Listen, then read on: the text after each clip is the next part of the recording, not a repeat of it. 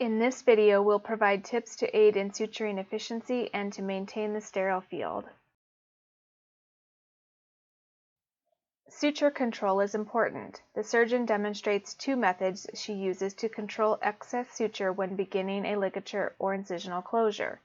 Here she gathers the suture in her non-dominant hand. Here she wraps the suture around her non-dominant hand. Either method helps to ensure the suture stays within the sterile field.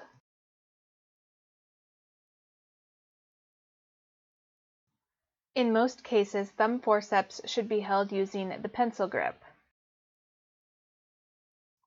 When beginning a closure pattern, take care to avoid accidentally pulling the suture out of the tissue before tying the first half of the knot. When this happens, the suturing time is prolonged and more tissue trauma occurs, as the needle will need to be passed through the tissue again.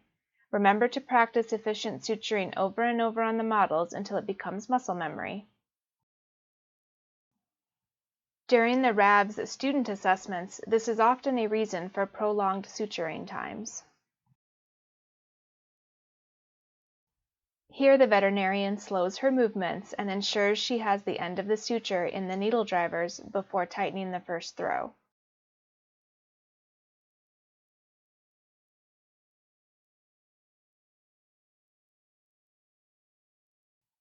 In this section, the doctor demonstrates three different methods of passing the needle through the tissue during a simple continuous closure.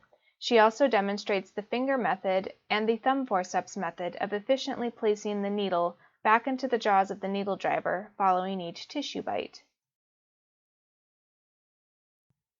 Placing the needle into the needle drivers right away allows her to quickly take the next tissue bite, which saves time.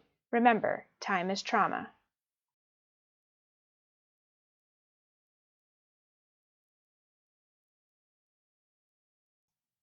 Notice here the excess suture is beginning to impede suturing efficiency. One technique the veterinarian could use is the pinky finger control method, where the pinky finger of her dominant hand, her right hand, could be used to keep the suture out of the way.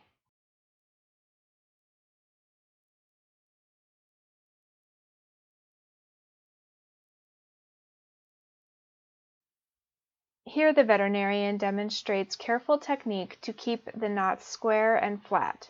A separate video shows slip knot formation using careless suturing techniques. The veterinarian keeps her hands low and applies even tension when tightening the knots.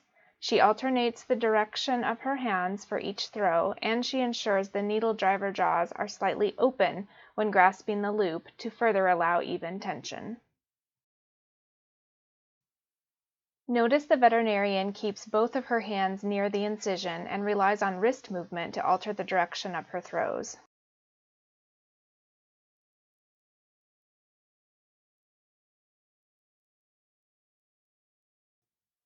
In the final phase of many incision closures, the buried intradermal pattern is used. Care must be taken to keep the suture within the dermal layer and not exit through the epidermal layer. If this happens, the needle should be backed out of the tissue and a proper needle pass performed. Notice here the veterinarian accidentally exits the needle through the epidermal layer. This should be corrected before continuing the pattern. We hope you found these tips helpful to continue fine-tuning your suturing skills.